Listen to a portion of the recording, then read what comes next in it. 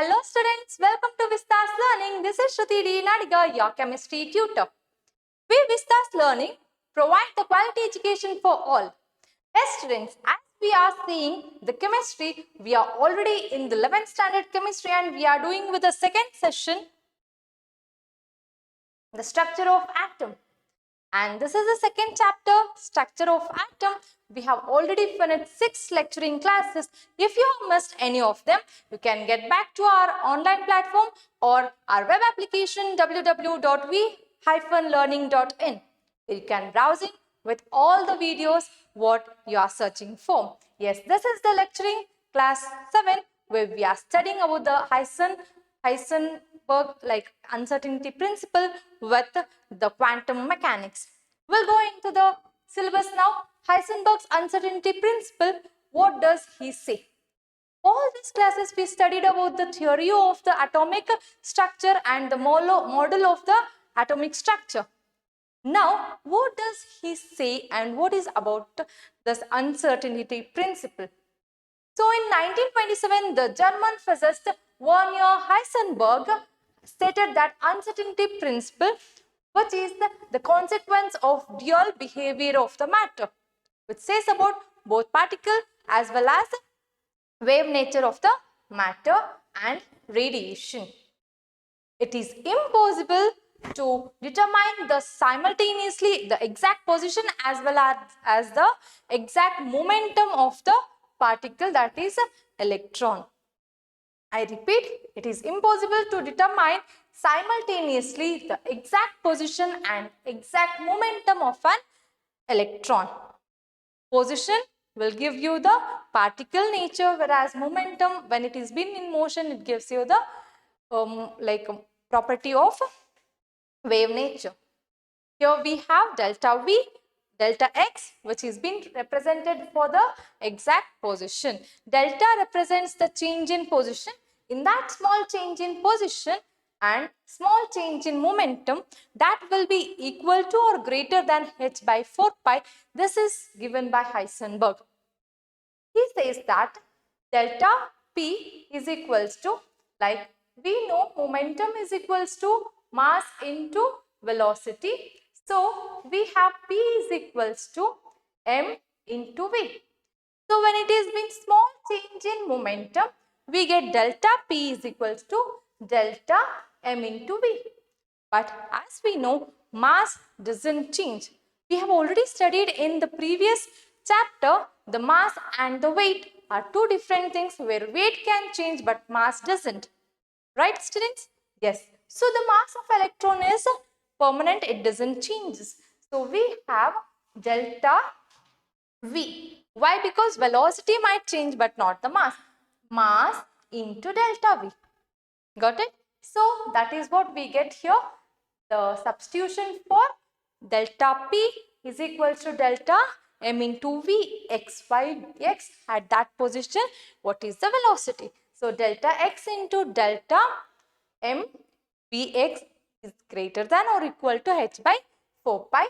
On substitution and transformation of m, we get delta x into delta Vx is greater than or equal to h by 4 pi m. When it comes from denominator, like numerator to the other, it comes to the denominator. From LHS to RHS, it comes from numerator to the denominator. Hence, we get h by 4 pi m, where delta x gives you uncertainty position, whereas the delta px gives you uncertainty momentum. So, what do you observe when the electron is being given or illuminated with electron or radiation? That means, as we have studied, when the electron should move out or to move to the higher energy level, then we need to provide the energy, either the heat energy or light energy. So, here to observe an electron, how it is been, where it is been oriented, how it moves, we can illuminate it with light or radiation. If we give the light energy or radiation, the electron will be moving from one energy level to the other. We can observe that. So, to observe an electron, we can illuminate it with the light or radiation.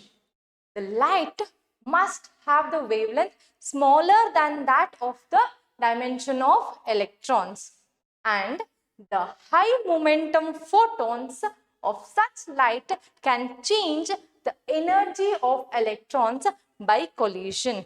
When the electrons are in the atom, if you are colliding it with the photons, then the energy of the electron will be changed. When the energy is being changed, obviously the electrons will jump to the excited state or higher energy level. What are the significance of this uncertainty principle? It rules out the existence of definite path or trajectories of electrons. As we say, the electrons have the exact orbit. Who said this? Bohr said that we have the nucleus and the exact path in which the electrons are revolving. That has been ruled out by the uncertainty principle, because as we know, the uncertainty principle says that exact position and velocity cannot be determined. So it's applicable only for microscopic objects and not for the macroscopic objects. What is applicable for microscopic objects or not applicable for macroscopic objects? The uncertainty principle. When it is being taken for the 10 raised to minus 6, that is micrometer, the object which is having the size of micrometer, then also we didn't get the classical result like how we get in the classical mechanics. If we get the result in that was not exactly suitable with this.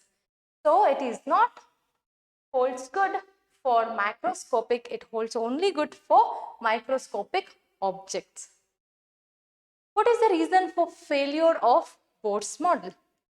As we know, we have studied the Bohr's model, and now we stopped it and we studied about the Heisenberg's uncertainty principle, because the one of the reason for failure of Bohr's model is Heisenberg's uncertainty principle.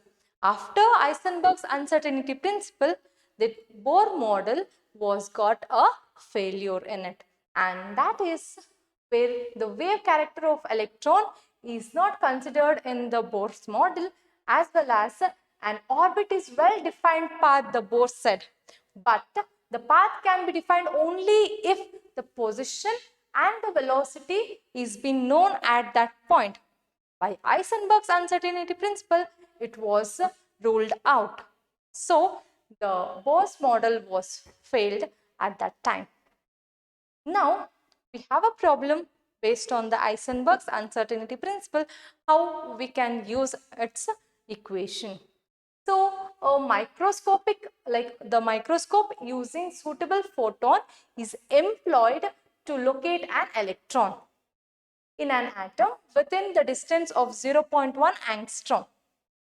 And what is the uncertainty involved in the measurement of its velocity? Like we need to find out the uncertainty velocity. So how to find it out? As usual, we have the equation delta x into delta p is equals to h by 4 pi. On substituting delta x is the position. So position they have given, the distance they have given. Delta p is equals to m into delta v. So we don't want the momentum, it is not given, nor we don't want to determine it. So we want delta v. So by substituting this, we'll get delta x into m into delta v is equals to h by 4 pi. So delta v on transformation of delta x and m on the LHS side, we get that h by 4 pi delta x m.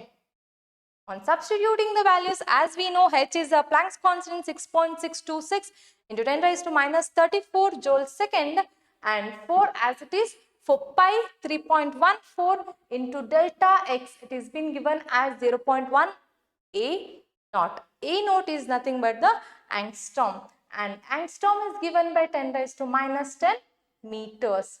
So as we have studied this in the first chapter, you need to remember this. So we have 0.1 into 10 raised to minus 10 meter into, we have the m, mass of electron, 9.1 into 10 raised to minus 34 kgs.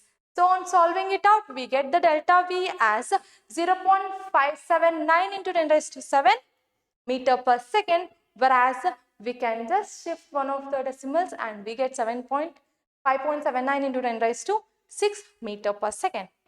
So this is how we can utilize the Heisenberg's uncertainty principle in solving the problems. Next, we have the quantum mechanics. What is this quantum mechanics? Students, the mechanics will be the study of objects which is in motion. So quantum means it is a packet of energy or fixed number. So we are using this mechanics to study the model of atom or structure of atom. So what is the quantum mechanics? It is the study of or theoretical science that deals with the study of motions of the microscopic objects which have both particle nature as well as wave nature. You can see this is the way where we have the quantum mechanics, and if this is applied to the macroscopic objects also, it holds good. As we see the Heisenberg's uncertainty principle, it doesn't hold good for macroscopic objects, but here it also holds good for macroscopic objects. And who found this out? In 1926, Werner Heisenberg and also with the Erwin Schrödinger, they both developed this mechanics and they gave the name as quantum mechanics. And Schrödinger also won the prize, the Nobel Prize in 1933 for his equation and development in the quantum mechanics. What is his equation? The fundamental equation he gave, the H psi is equals to E psi. H gives the Hamiltonian factor where psi is the wave function, E is energy. So this wave function will help us to know more about the atomic structure. We'll study in detail. So hydrogen atom and the Schrödinger's equation. Why we get the hydrogen atom connected with all the atomic models? As we know, it is the lightest particle and it has only one electron. It is easier for us to understand better with hydrogen atom. The studies makes easier with the hydrogen atom, and for every atomic models we are using this. The Schrödinger equation gives the possible energy levels the electron can occupy and corresponding to the wave functions. That means he gives the orbits. We know nucleus is there and orbits, whatever the radius I can get n number of orbits, right? In all the orbits, can I fill the electrons? Will the electrons occupy all the orbits or all the circles? No. They have specific circles or path. Only in that path they will be oriented. If I have in the middle, if I have one more circle, I can draw. In that circle, the electron cannot. And that will be given by the possible electron energy levels. Understood? And that will be corresponding with the wave functions. As I say, wave function is being denoted by psi, and that will give you the position how the electrons are oriented. So these quantized energy states and wave functions which are characterized by a set of 3 quantum numbers. What are these 3 quantum numbers? First thing is principal quantum number, which is denoted by n. The next is azimuthal quantum number, which is denoted by L, and the third is magnetic quantum number, which is given by ML. And the probability of finding an electron in a particular point within the atom is proportional to the psi square. Psi, as I said, it is a wave function, and square of it will give you the probability. Probability means where exactly the more number of electrons or much of the time the electrons will be found in that given particular area. That will be called as the probability of finding an electron in the given point. So here, the wave functions of hydrogen and hydrogen-like species with one electron will be called as a one electron system. What it will be called as? One electron system. And if I have more number of electrons in the atom, Can it be possible? Schrodinger equation cannot be solved exactly for multi-electron atoms. That means if you have more electrons in the given atom, the Schrodinger's equation doesn't hold good for that. And the principal difference lies in the consequence of increased nuclear charge and all the orbits are contracted. What do you understand by this point exactly?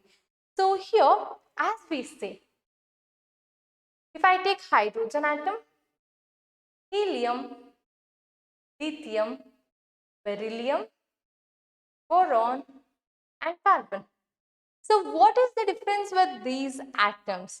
Hydrogen has one proton, helium has two protons, lithium has three protons, beryllium has four protons, boron has five, carbon has six, and so on. So protons are positively charged particles. So that means this hydrogen is having +1 charge, helium is +2, lithium is +3, beryllium is +4, likewise boron is +5 and carbon is +6. So now if I say if one electron is attracted by one proton, then the orbit will be attracted by one proton.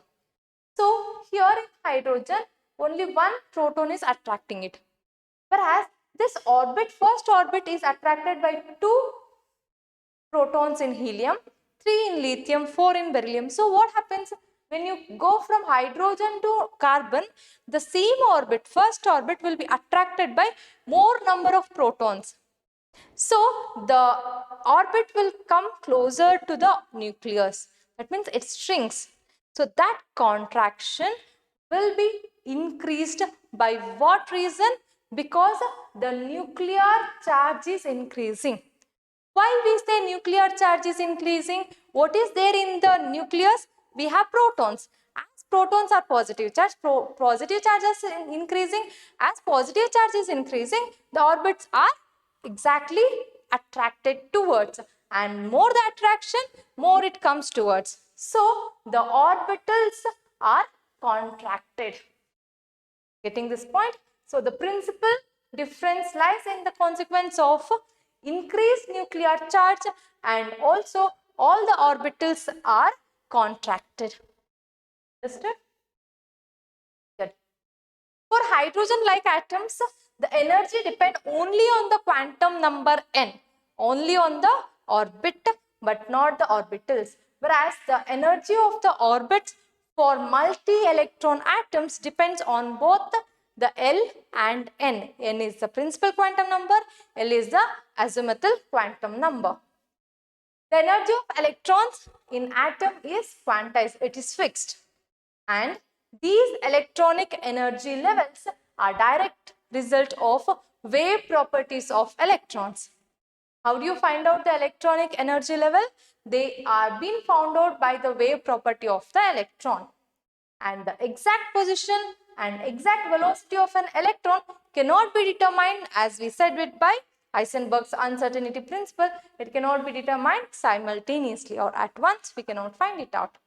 And all the information about the electron can be found by the orbital wave function, that is psi, and quantum mechanics makes it possible to extract the information by psi. Psi is the wave function. So if you know the psi, you can get to know how the electron is being present, where it is being present, how it is being oriented. So orbitals and the quantum number. The principal quantum number, as we discussed, principal quantum number, azimuthal as well as the magnetic quantum number, what are they? We'll know now. So quantum, principal quantum number is denoted by n, the small letter n or lowercase n. It determines the size and the energy of the orbit. What does it determine? It gives you the size and the energy of the orbit. As we know, the nucleus is here and the orbits are present. Which orbit will be having what energy? How do you get to know? So, the lower energy or higher energy where the electron is present, that will be given by n. And that will be equal to 1, 2, 3, so on. So you can see n will be equal to 1, 2, 3, 4, where first K shell, it will be called as, first shell is called as K, second is L, third is M, and fourth is N, and so on. You will be getting the different number of orbits. And energy of the orbital increases with increase of N. Remember this. What is this orbital? As I said, in one orbit, we also have orbitals. The space where the probability where it has been found more will be called as orbital. We have different shapes in orbitals also. We'll study that soon. So energy of the orbital increases with increase of n. So if I have s orbit, it will be increasing with first orbit, second orbit, and so on. We'll discuss about this.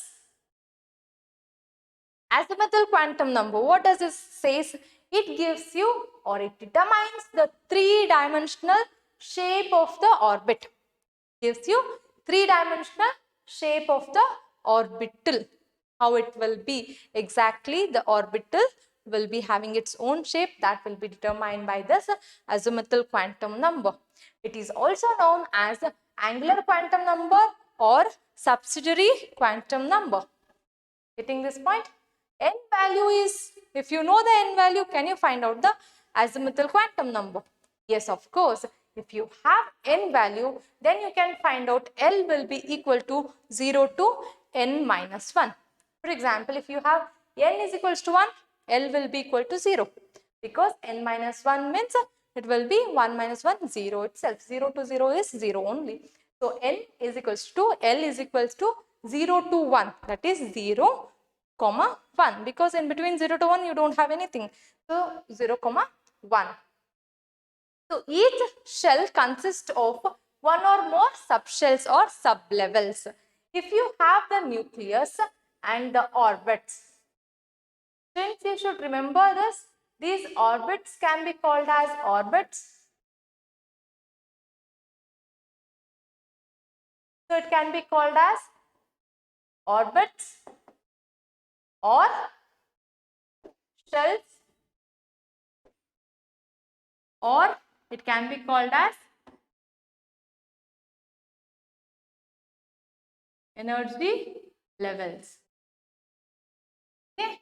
Whereas these subshells or sub levels or sub energy levels means the orbitals. They can be called as orbitals or subshells, like how you have subtitle and title.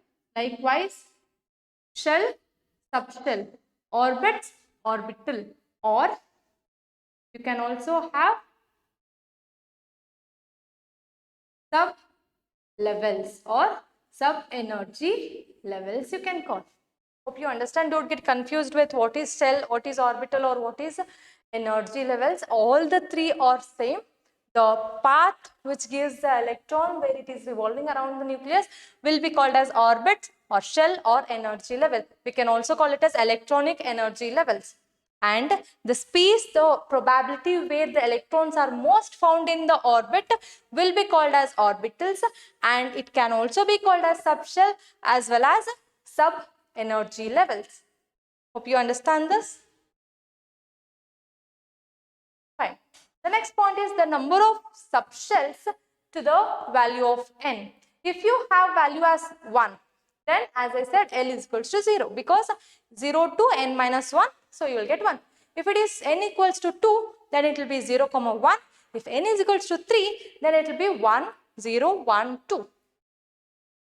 Subshells corresponds to different value of L are represented by the following symbols.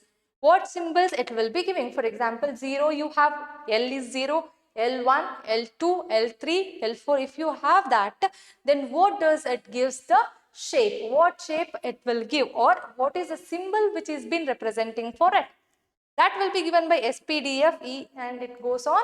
Here you have 0. If you have azimuthal quantum number is 0, that means it is S.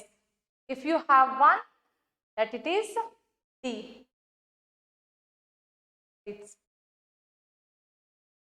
So I repeat, if you have 0 azimuthal quantum number or L is equals to 0, then it will be having S.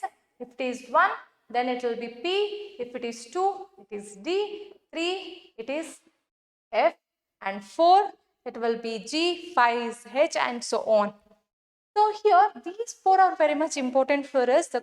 We say them as the important. And how do you get these all things? Like these are the SPDF. Generally we use S for sharp, P for principal, D for diffuse, and F for fundamental, where they give the exact lines of waves, how the electron is been oriented, and hence get the shape here. So you can just take SPDF are very much important for our further studies. Do remember this. So next we have this magnetic quantum number, or we can also say magnetic orbital quantum number, which has been denoted by ML. L gives you, for that L is the azimuthal quantum number. For example, for 0 is the L is equals to 0. Then that ML, L means for 0 magnetic quantum number, what it is. If L is equals to 1, then it will be M1. For 1, if it is the azimuthal quantum number, what will be the M? That gives you the magnetic quantum number. It gives, what does it give exactly? The orientation of the orbital, how the orbital is being oriented, and the number of orbitals is equal to the number of ways in which they are oriented. How many orbitals are present can be determined by the number of ways it is being oriented. And the value of this ML will be depending on L, as I said. If the L is equals to, value of L is 1, then M1 will be equals to 2. That will be given by 2L plus 1. So if you take L is equals to 0, L is equals to 0, as we said 0 is for S. So ML will be equal to 2 into 0 plus 1. So that will be equal to 1, 2 into 1, right? 2 into 1 will be 2. Is it correct? 2 into L plus 1. So it will be inside, not outside. This is what you need to remember also. So if I take L is equals to 0, ML will be equal to 2L plus 1. Getting this difference? If you take outside, then it will be 2. If you take inside, it will be 2L. This is what you will be generally making the mistakes. So you have to remember this. So 2 into 0 plus 1. So is it correct again? Yes, I have to take it inside, not outside. 2 into 0 plus 1. So you'll get ML is equals to 0 plus 1.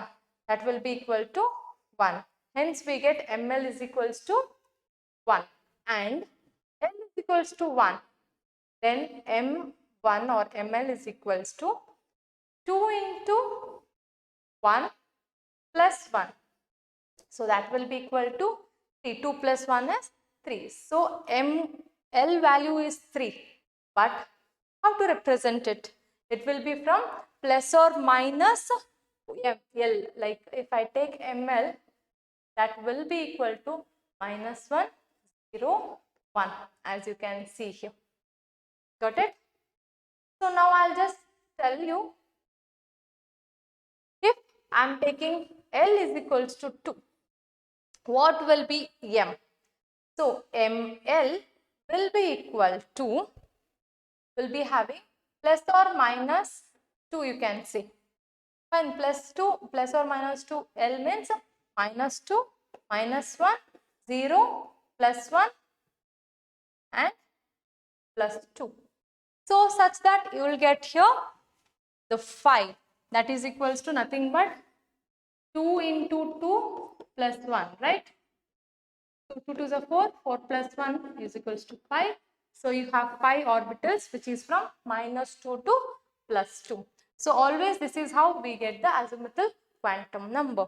As we said, the S is representing 0, like for L is equals to 0, then S will be getting the orbital as S, and similarly if it is 1 we get P, if it is 2 we get D. Now we have ML with 5, right? And L is equals to 2.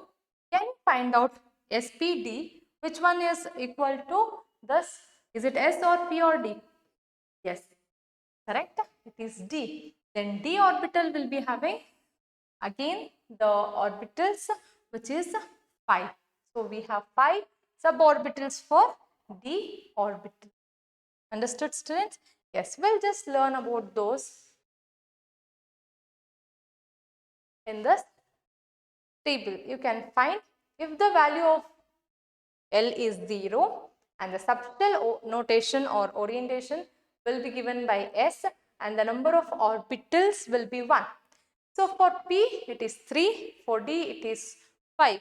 As I said, if it is 0 it will be 1, like it will be plus or minus 0. Here plus or minus 1, plus or minus 2, plus or minus 3 and so on. So if I take plus or minus 0, it will be 0 only. That means 1 orbital only. And if I take plus or minus 1, you can see minus 1, 0, 1. So it will be 3. If I take 2, plus or minus 2, minus 2, minus 1, 0, plus 1, plus 2. So it will be 1, 2, 3, 4, 5. So 5 orbitals. Likewise, for F also we have 7, G, 9, H, 11 and so on. So these electronic, electrons where it has been oriented will be given by these 3 quantum numbers we studied. And also with including with this, we also have electron spin which is denoted by S. That means these electrons are revolving around itself, like it has been taking the revolution, where how it will be taking, in which direction. It is a vector quantity where it will be having 2 directions, one in the anti-clockwise and other in the clockwise direction. These 2 orientations will be given by electron spin, which is given by S. So in 1925, the scientist George Angel Black and also Samuel Goldsmith, he proposed this presence of 4th quantum mechanics or 4th quantum number, which is known for the electron quantum number. It can be also denoted by MS. It can also be denoted as MS. Here you can find MS is equals to plus or minus half, where if it is having the spin of clockwise direction, it will be given by plus half. If it is anti-clockwise direction, it will be denoted by minus half. Here you can see the spin up and spin down will be also denoted with the arrow marks how I have been given. The shapes of the atomic orbitals. We now studied, for example, we have the nucleus. Always we need to have this nucleus inside, and then the orbitals. These orbitals will be given by the name as the principal quantum number, which is denoted by small n, right? And each orbit will be having its own orbitals where the electrons are most probably found, and that will be given by L, azimuthal quantum number. And in that azimuthal quantum number, we have subdivision which will be given by ML. And in that ML, these electrons, either they are having the positive spin or negative spin, will be given by S. So if you know all these 4, you can easily find the address of electron where it is being located in. We'll just check it out. Before that, we'll know about the shapes of atomic orbitals. So what are the shapes of atomic orbitals? According to German physicists like Max Born, the square of the wave function of the point at the given point, it gives the probability of the density of electron at that given point. So that given point, for example, if I take s orbital, will be spherical and you can find the electrons which will be moving in the exact nature inside the nucleus. Fine. So this is the inside, we have the nucleus and electron will be going within that orbit. And here you will be finding it, the electrons have been densely found. So that point will be determined by the wave function. And the regions where probability density function reduces to 0, if it is been equal to 0, then that is called as nodal surface or nodes. We'll study about this nodes and nodal surface.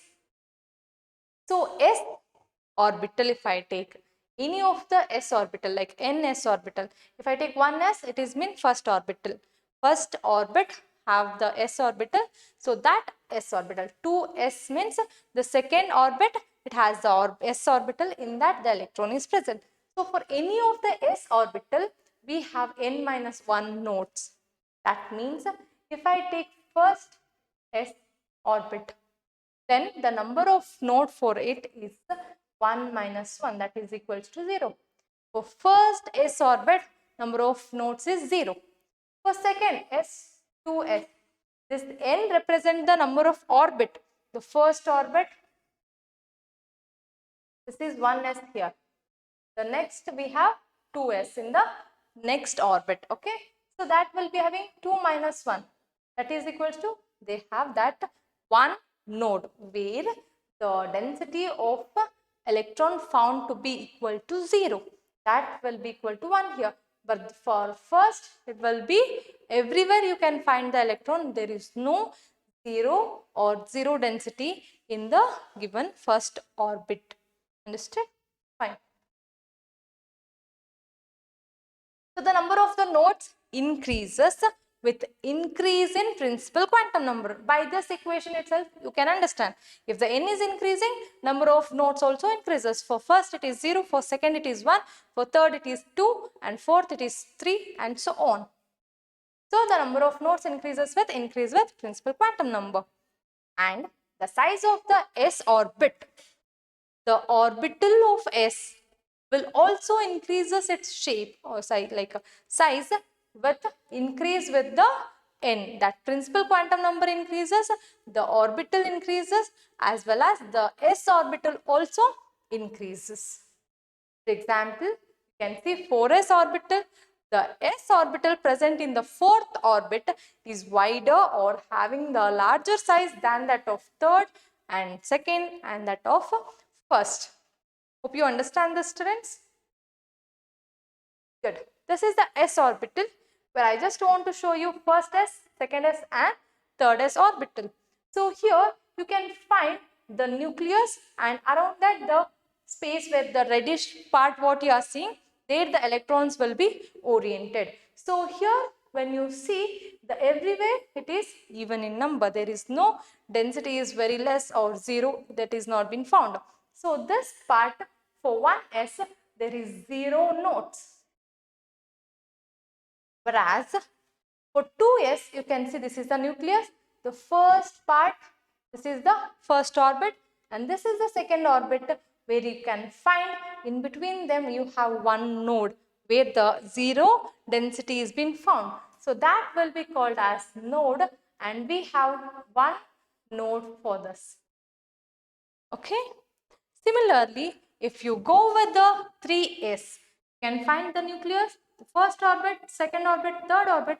You can find 2 nodes here, and that's why we have 2 nodes for 3s orbitals. Understood, students? So how to find out the nodes? The empty space where there is no electrons found, the probability of finding electron density is 0, that is called as nodes. For first orbit, there is nothing inside. Between the nucleus and the orbit, the electron will be there, and there is no nodes. Whereas the first orbit and the second orbital, you will be having the emptiness, or there is no density, which is like there is no electrons density present in that area, that will be called as node. We have one node for 2s, 2 for 3s, 4s will be having 3, 5s will be having 4, and so on. So unlike s orbitals, p orbitals consist of two sections. The s orbital is spherical in shape. Okay, is probably in like all the ways as we are seeing, it will be similar, and so we get the s as spherical in shape, almost spherical. Whereas p orbital is not in exactly spherical shape. So unlike s orbital, p orbital consists of two sections called lobes. So it will be given by this one lobe, the second lobe, and which is either of the plane. It is not exactly on the same plane. It is on, or if I take this is a plane, it is on either side of the plane, and here the nucleus is present. So this is how the p orbitals are oriented. So unlike s orbital, p orbitals consist of two sections which are called as lobe, and that are either side of the plane, and they passes through the nucleus. The probability of density function is 0 on the plane of the node where both the lobes are meeting. This is a plane. On this plane where the both lobes touches each other, this point the density is 0, and we call this as node in p orbital. So there are three lobes with same shape, size and energy, but they differ in the orientation based on axis. For x-axis, px we have. For y-axis, we have py. For z-axis, we have pz. And the orbitals will be given as px, py and pz orbitals. As I said, for ml, if L is equals to 1, then ml is equals to plus or minus 1. So it will be minus 1, 0, plus 1. So this will be given by px, py, pz, and you can get the shapes as px, py, pz too. Like s orbital, p orbitals also increases with increase in principal quantum number, where you can see p for fourth orbit is greater than third orbit and then of second orbit. Now I have a question, why I am not writing it as 1p? So you should understand there is no p orbital for first orbit. For k orbit, we have n is equals to 1 and L is equals to 0 and ML is equals to 0. So here we have k shell, where L is equals to 0, you have s orbital, and in this you cannot get p orbital. You can only get this s orbital with one cell and ms with that orbital one anti-clockwise and clockwise spin. So you don't have 1p, it starts with 2p orbital. So 2p, 3p and 4p respectively. So you understand how the s orbital is increasing with the size as the principal quantum number increases. Similarly, p orbital also increases its size according to the increase in the principal quantum number. The number of nodes are given by n minus 1. What is 2 here? So, in s orbital, we are giving it by n minus 1. But in p orbital, we have this denoted by n minus 1. We give n minus 2 with n minus L minus 1 for radial node. Understood? So this is the radial node, where this is the total number of nodes, n minus 2. So the p orbital, if we are speaking about s finished, p finished. Now we are in the d orbital. There are 5 d orbitals as it is been given by dxy, dyz, dxz and dx square minus y square, dz square. So this is how we have the 5 orbitals for d orbital, and also here all the 4 are same in shapes, but the 5th one is different. All the 5 d orbitals will have equivalent energy. Either the shape of the last d z square might be changing, but their energy will be same. And the number of nodes is given by n minus 1, and the radial nodes is given by n minus l minus 1, and the angular node will be given by l. So how many types of nodes you have? Total nodes is n minus 1, whereas angular node is l, whereas the radial node will be given by n minus l minus 1. So this is where you have the shapes of the orbital strings. The s orbital, which will be in spherical shape. Px orbital, it is 2 nodes, where here you will be having emptiness, whereas this is px, py, pz you can call, or you also can call it as p0 or p1. Got it?